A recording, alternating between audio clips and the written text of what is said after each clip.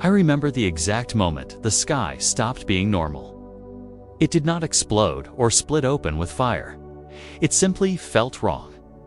The blue faded into dark red and black, like a bruise spreading across the heavens. The clouds twisted in slow, unnatural circles. The air became heavy, pressing down on my lungs, making it hard to breathe. Every instinct in my body told me something had arrived that did not belong here. At first, people reacted the way they always do. Sirens wailed. News channels shouted about another alien threat. In our world, invasions are almost routine. We have seen gods fall from the sky and monsters crawl out of space. But this felt different. There was no warning message, no demand, no single enemy to point at. It felt like reality itself had been noticed. Then the pressure in my chest grew stronger. It was not pain, but awareness. Like something ancient had opened its eyes and was looking directly at us. The sky above Earth folded inward, and massive structures emerged from nothing. They were enormous, dark, and brutal in shape, covered in iron skulls and symbols carved deep into their hulls. These were not smooth or advanced in a clean way. They looked old, angry, and built only for war. They did not hide their purpose. As they moved into orbit, I heard voices, not through my ears, but inside my mind. Low chants, endless prayers, billions of human voices speaking as one, praising an emperor they believed ruled all of mankind. There was no doubt in those voices, no fear, only devotion. That was when I understood this was not just an army. It was belief given physical form. The ground shook as burning metal pods slammed into cities across the planet. Streets cracked open. Buildings collapsed. Panic spread faster than any fire. I felt technology around me fail. Screens went black. Signals died. Even people who used magic reacted in fear. Spells twisted. Rituals collapsed. Forces that once felt stable suddenly felt fragile. I saw heroes rush into the sky, but even they hesitated for a moment. That moment said everything. As the sky burned red, more ships arrived. Hundreds, thousands. Not just near Earth, but across space. This was not a strike force. This was migration, an entire war machine relocating into our universe. And it did not stop.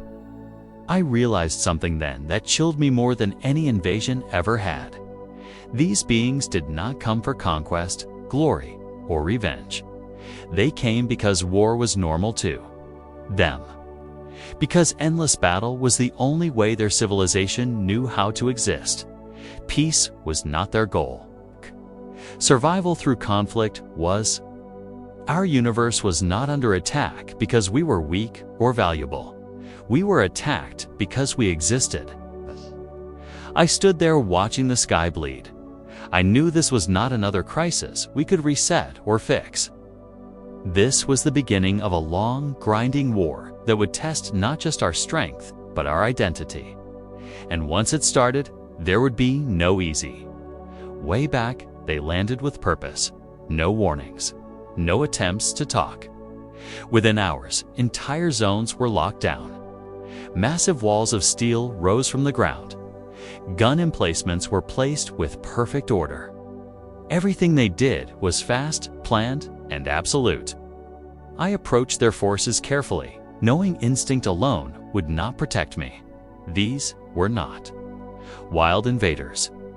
These were soldiers who had done this 1,000 times before. Up close, I saw what made them dangerous. They did not shout or boast. They moved in silence, armor heavy and scarred, faces hidden behind cold lenses. Every step was measured. Every movement had meaning.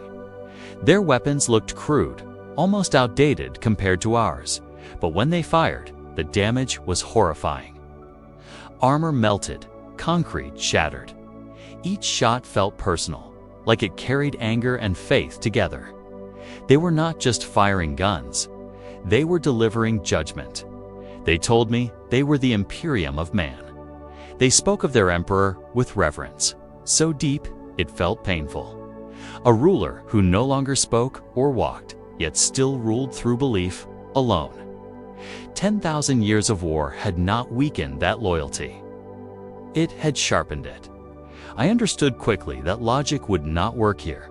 To them, order was life. Disobedience was death. Questioning was heresy. When they looked at our heroes, their expressions never changed. They did not see protectors. They saw risks. Magic users were labeled psychers, unstable and dangerous. Metahumans were called mutants, flaws to be controlled or erased. Some officers spoke of studying us. Others spoke of cleansing us. Their priests whispered warnings, claiming our powers carried corruption. Their machines struggled to read our technology, but that did not concern them. They had fought worse with less. I spoke directly to one of their commanders. His voice was calm, almost respectful. I told him this was not their galaxy, that they had crossed into another universe by mistake. He listened without anger, then replied simply, "All human worlds belong to the Emperor." It was not a threat, it was a fact. To him, he said resistance was not evil, was ignorance that would be corrected. That was the moment everything became clear. These were not conquerors driven by greed. They were not monsters acting on cruelty. They were believers. And belief like that does not bend. It does not compromise. It only advances. I realized then that fighting them would not be simple. You cannot scare an enemy that worships sacrifice. You cannot reason with an army that believes the universe itself must obey. And once they decide, you are wrong, they never stop coming. The heroes came together faster than I had ever seen. Gods, kings, soldiers, and symbols of hope stood side by side, ready to end another invasion. I expected fear from the enemy. I expected hesitation. Saw neither. The forces facing us did not react the way others always had. They did not slow down when Superman appeared. They did not bow to Wonder Woman. They did not try to outthink Batman. They adjusted their formations and prepared counters, like they had already studied us. The fighting began, and the first shock came quickly. Green Lantern constructs flickered and collapsed when strange energies interfered with his will. Magic users struggled to control their spells. Powers that normally felt natural became unstable and dangerous. Even speed felt wrong. The air itself resisted movement near their massive war machines, as if reality had grown heavier. Every advantage we relied on suddenly had limits. Then the second wave arrived, and everything fell apart. The Imperium was followed by something far worse. Chaos forces poured through the breach like a sickness spreading through flesh. Creatures born from emotion flooded cities. They did not just attack bodies, they attacked minds. Fear turned into violence. Anger became uncontrollable. Civilians lashed out at each other. Trust vanished in minutes. Hope, the thing we always relied on, became fuel for the enemy. I fought beside heroes who had never doubted victory in their lives. I saw doubt in their eyes for the first time. Every time we pushed the enemy back, more took their place. Losses meant nothing to them.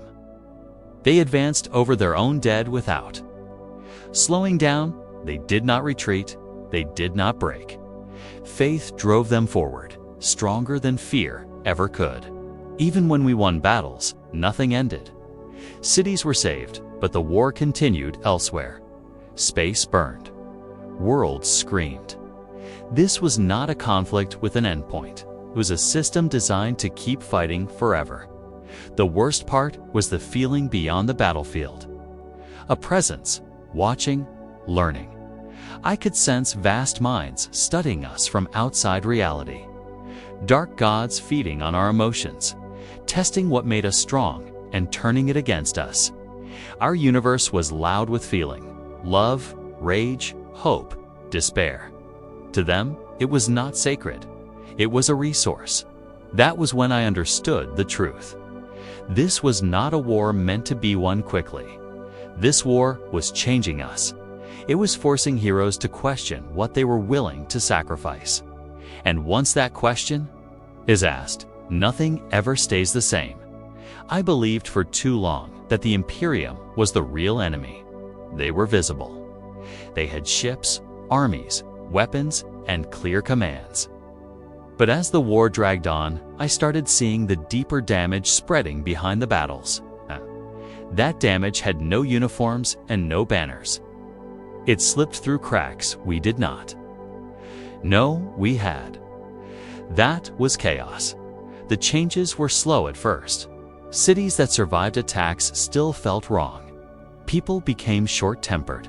Small arguments turned violent. Sleep brought nightmares that felt too real to ignore. Some claimed they heard voices offering comfort, strength, or answers. Others felt watched, even when they were alone. This looked like invasion, but it was far more dangerous. Heroes began to struggle, not because they were weak, but because they cared too much. Rage became easier to access than control. Grief stayed longer than it should. Powers tied to emotion grew unstable. Those who drew strength from hope felt it twist under pressure. I saw strong minds crack, not from fear, but from exhaustion and doubt. Chaos did not break people by force. It waited for them to break themselves. I searched for answers wherever I could find them. Old records, forbidden knowledge. Stolen data from enemy archives. What I learned changed everything. In their universe, war never ends. There is no final victory, only delay. Humanity survives by constant sacrifice. Billions are spent like resources so that the species lasts one more generation. Hope is rationed. Truth is restricted. Freedom is dangerous because it invites corruption. That mindset explained everything. The Imperium was shaped by survival. Without mercy, chaos was shaped by emotion without limits. Both were products of a universe that had already lost balance.